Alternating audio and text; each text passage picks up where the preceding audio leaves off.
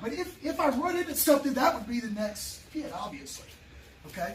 But we don't have to make it combative right now. Right now, I just want you flowing with it. Wedge, slap it. Wedge, slap it. Wedge, slap it. Now, see this little hole here? That's where the wedge goes in. The wedge can be palm up. We call that tan sao. The wedge can be palm down. We call that jong sao or gong sao, depending. And the wedge can be palm down. We call it biu sao. I predominantly do this one because I'm trying to hit the eye. I don't want to trap. I want to hit the eye. I want to hit. So I'll let you decide where your hand lands. Watch. That's tan sao.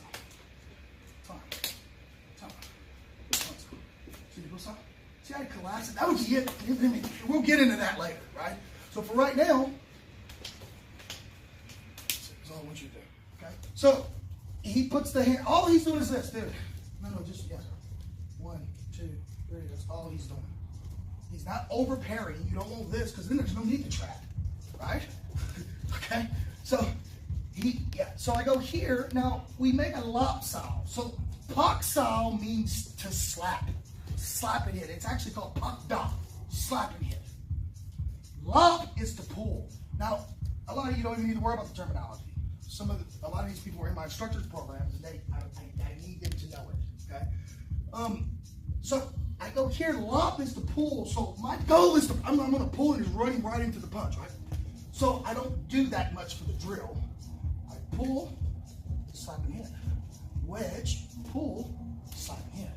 Wedge, pull, slap and hit. Wedge, pull, see? Slap and hit. Wedge, pull, slap and hit. Okay, so here I'm all going to do something.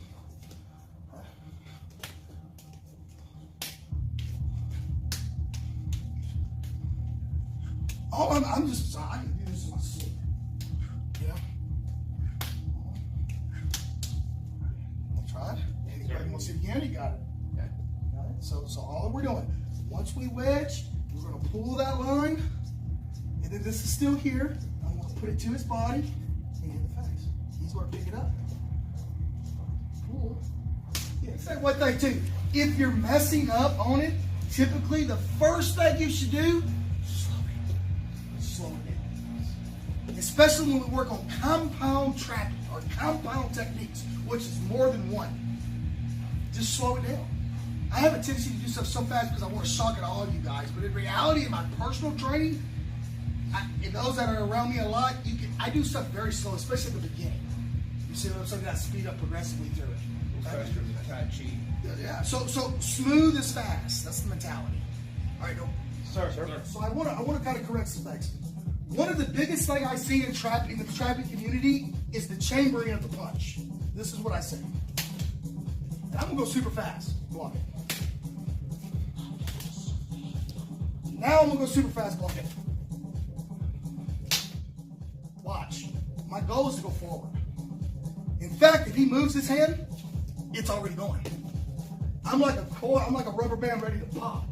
I'm going forward. My goal is I'm always going forward. Always. Does that make sense? Sir. Okay? So, he's pushing me right now. All he does is move this. And it goes. It makes the shot more dynamic and it makes you look quicker than you are. There's no reason that a 245-pound man should be as fast as I am. Just by speed alone. Does that make sense? It's because I understand economy of motion a little bit. And that's called economy of motion. That's one of the core principles of JKD, economy of motion. We punch from where we're at. If he blocks low, I don't do this. I go from the shot. This is going. Does that make sense at all? Sure. So never cock your punch. Punch from where you're at. So he's punching through me, not at me. He just bumps it offline. That makes it look more dynamic. Does that make sense now? Sir. All right, a couple more times, yeah. Sir. So he punches, so I go here. As soon as I touch, I hit the first one. There's the first shot. I go low, there's the second shot. I go in, and now watch, when I go in, look, it already starts to turn. I know he's got me. Look, it's already there. It's already starting to kind of roll over. We're going to get, at the end of this, we'll get the mitts out. Do some of this, okay? Then I punch and he blocks with the backhand. See, I just go for the lopside right there. So that makes sense. So as soon as he blocks with the backhand, this is already going. If I'm lucky, this is the shot. And it's already there. I don't need to trap. We don't like trapping in JKD. That's a big myth. And you see a lot of JKD camps focusing only on trapping.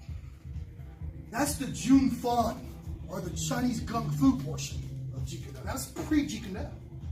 He threw away most of the trapping. He really did. I've trained with 3 original students, and they all tell me at the end that he threw away most of the trapping. Okay? So, look. If he goes here to blind back in, if I could overparry, that's the shot. See, there's no need to trap. But if he's solid and he doesn't overparry, I have to trap the shot. Does that make sense at all? Sure. All right, watch the end. Lead hand attachment, punch.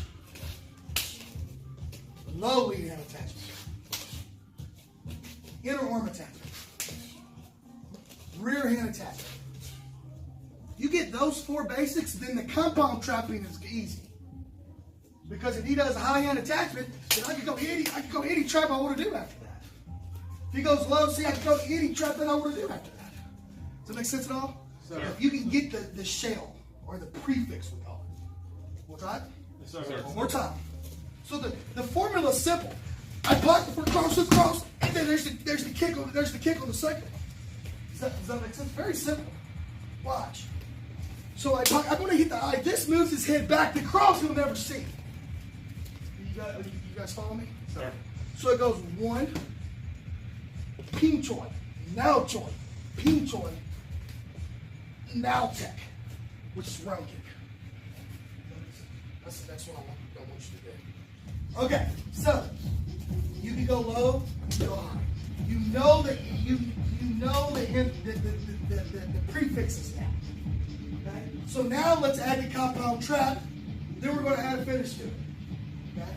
So I go here, I hit the first shot. He crossed the center line, which is his nose. There's the second shot. Now, throughout the years, first gen, second gen, third gen, fourth gen JKD students have tried to learn a hold for this shot, including me. It's just, you can't really do it. It's risk without risking hitting yourself. Does that make sense?